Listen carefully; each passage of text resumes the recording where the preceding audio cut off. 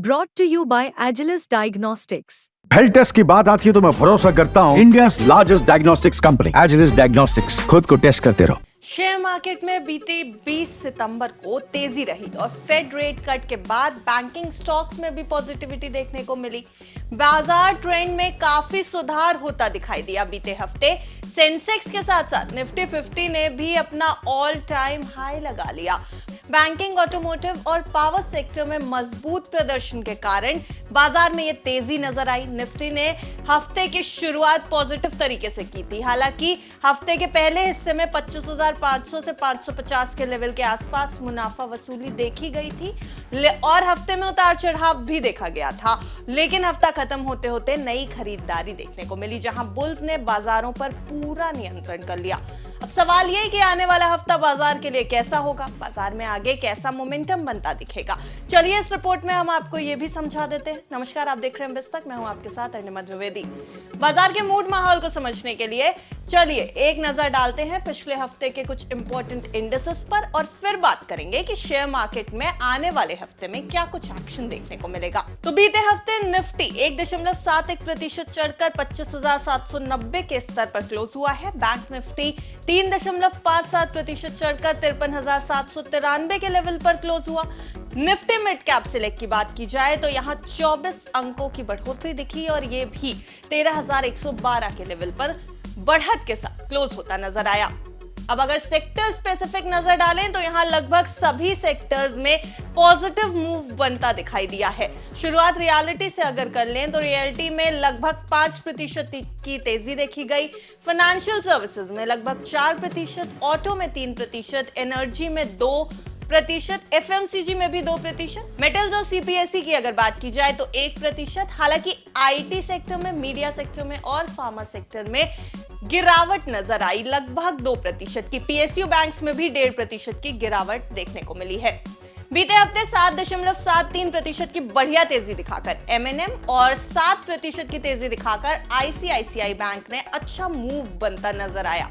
वहीं टीसीएस की अगर बात की जाए तो 5% से ज्यादा की गिरावट इसमें दर्ज की गई। तो ये सब कुछ तो बीते हफ्ते हो गया। तो अगर बात की जाए कि आने वाले हफ्ते में क्या कुछ होगा और वो कौन से ट्रिगर्स होंगे जो बाजार की दिशा और दशा तय करेंगे, बाजार की चाल कैसी होगी, चलिए ये भी हम आपको बता देते हैं। बीते हफ्ते लार्ज कैप शेयरों में अच्छी खरीदारी दिखी थी। डिफेंस और रेलवे में खरीदारी भी दिखी, जिसका मतलब है कि अब आने वाले हफ्ते में बाजार सरेंडर तो नहीं करेगा। बुल्स ने 25,500 से 25,600 के ऊपर पकड़ मजबूत बनाई हुई है और माना जा रहा है कि निफ्टी का अगला पड़ाव 26,000 होगा। मार्केट एक्सपर्ट्स की अगर माने तो 25,650, 25,600 का जोन सपोर्ट का यहां काम करेगा और बाजार में बाय ऑन डिप्स का मौका बनेगा।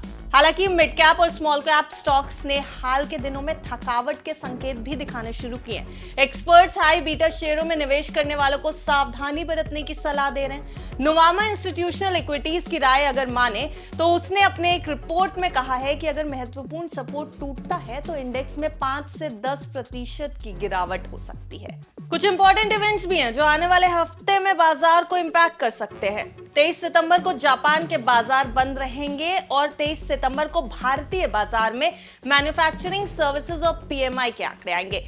23 सितंबर को ही यूएस में भी मैन्युफैक्चरिंग सर्विसेज और पीएमआई के आंकड़े आने हैं, साथ ही कंज्यूमर कॉन्फिडेंस के भी आंकड़े आने हैं। 25 सितंबर को बैंक निफ्टी की एफएनओ एक्सपायरी है। 26 सितंबर को निफ्टी स्टॉक की एफएनओ मासिक एक्सपायरी यानी सितंबर सीरीज की एक्सपायरी है। 26 सितंबर को ही यूएस में Q2 जीडीपी के भी आंकड़े आने हैं और US Fed chairman Jerome Powell की स्पीच भी होनी है।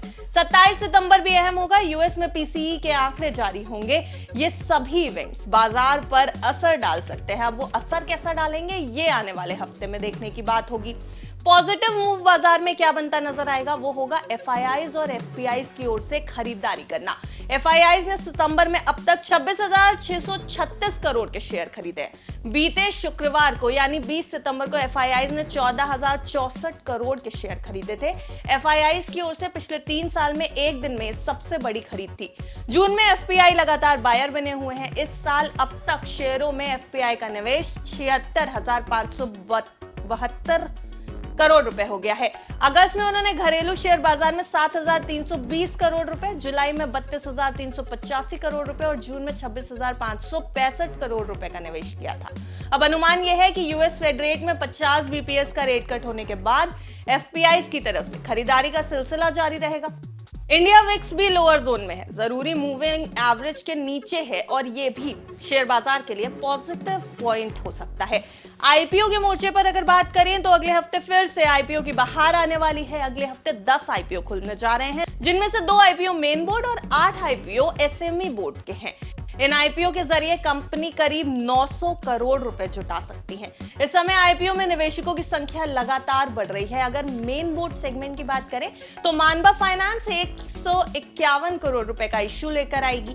कंपनी 1.26 करोड़ शेयर के साथ फ्रेश इश्यू जारी करेगी।